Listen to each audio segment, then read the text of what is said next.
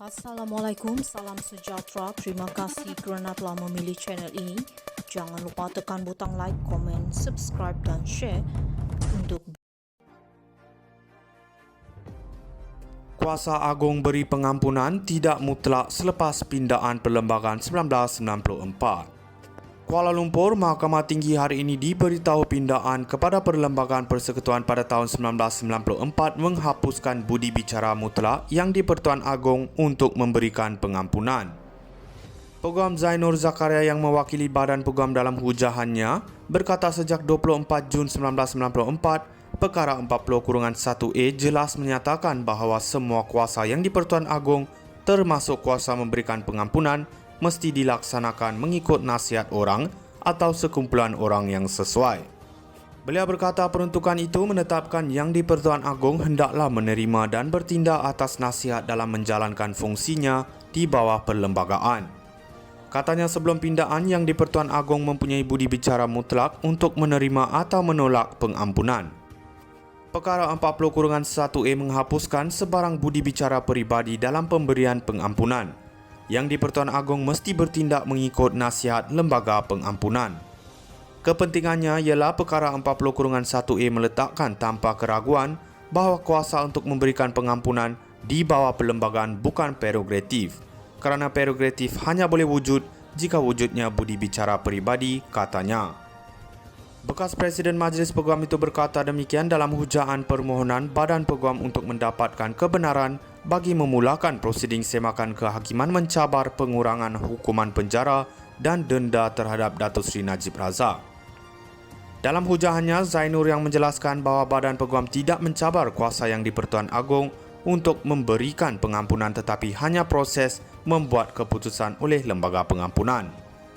Pada prosiding itu, Mahkamah Tinggi membenarkan Peguam Najib Tan Sri Muhammad Syafiq Abdullah berhujah dalam permohonan kebenaran itu yang sepatutnya dibuat secara ex parte sebelah pihak sebelum memutuskan ia adalah kes kepentingan awam. Susulan itu pada 26 April lalu, Badan Peguam memfailkan permohonan kebenaran itu dengan menamakan Lembaga Pengampunan Wilayah Persekutuan Kuala Lumpur, Labuan dan Putrajaya serta Najib sebagai responden pertama dan kedua. Badan itu juga memohon injaksi kekal menghalang bekas Perdana Menteri atau wakilnya daripada mengemukakan sebarang permohonan untuk pengampunan, tunda hukum atau lega hukum kepada lembaga pengampunan. Turut dipohon perintah larangan terhadap lembaga pengampunan untuk menerima, mempertimbangkan atau menentukan sebarang permohonan daripada Najib bagi pengampunan, tunda hukum atau lega hukum. Permohonan injaksi dan perintah larangan itu adalah sehingga atau melainkan semua pendakwaan jenayah atau pertuduhan terhadap Najib selesai, Najib secara terbuka mengambil tanggungjawab atas tindakannya yang beliau telah sabitkan dan beliau menyatakan keinsafan dan penyesalan atas tindakan berkenaan.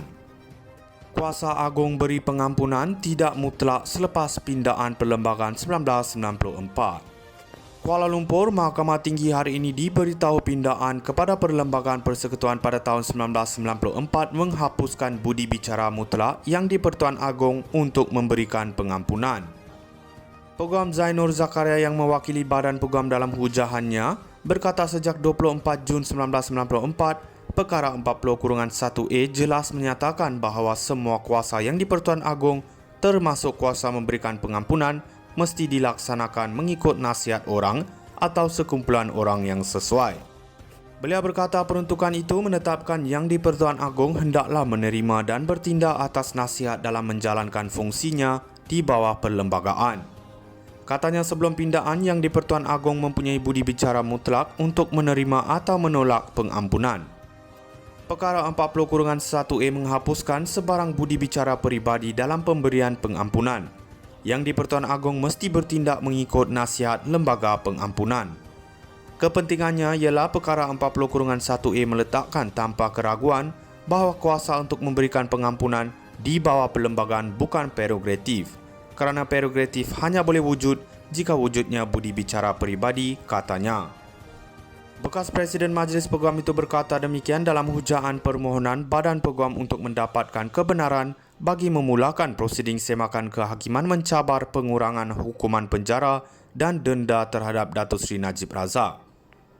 Dalam hujahannya, Zainur yang menjelaskan bahawa Badan Peguam tidak mencabar kuasa yang di-Pertuan Agong untuk memberikan pengampunan tetapi hanya proses membuat keputusan oleh lembaga pengampunan.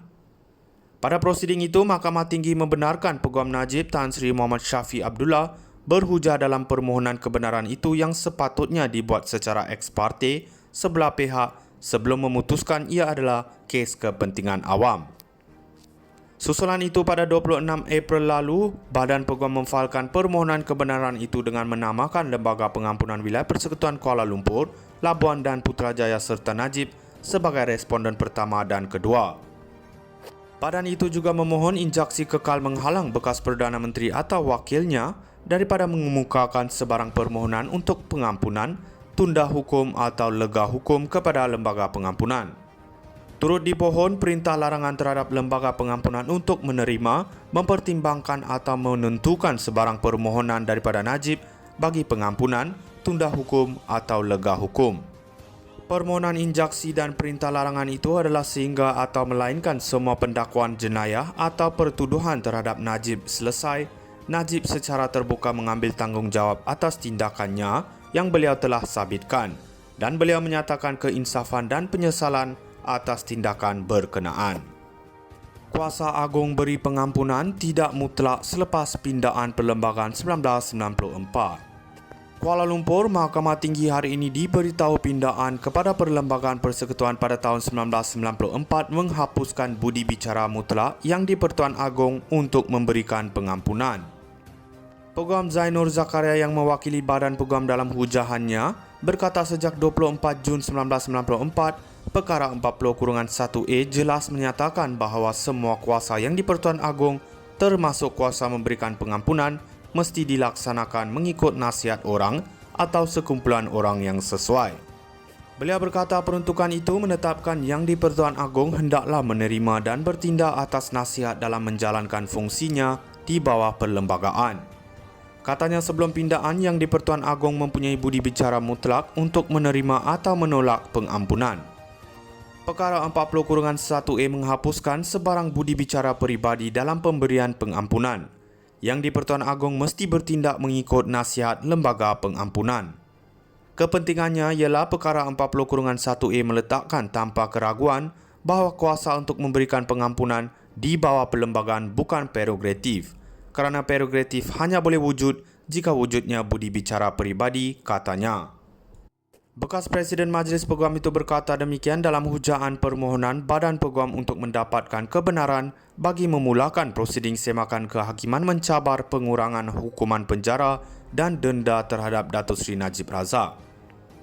Dalam hujahannya, Zainur yang menjelaskan bahawa Badan Peguam tidak mencabar kuasa yang di-Pertuan Agong untuk memberikan pengampunan tetapi hanya proses membuat keputusan oleh Lembaga Pengampunan. Pada prosiding itu, Mahkamah Tinggi membenarkan Peguam Najib Tan Sri Muhammad Syafiq Abdullah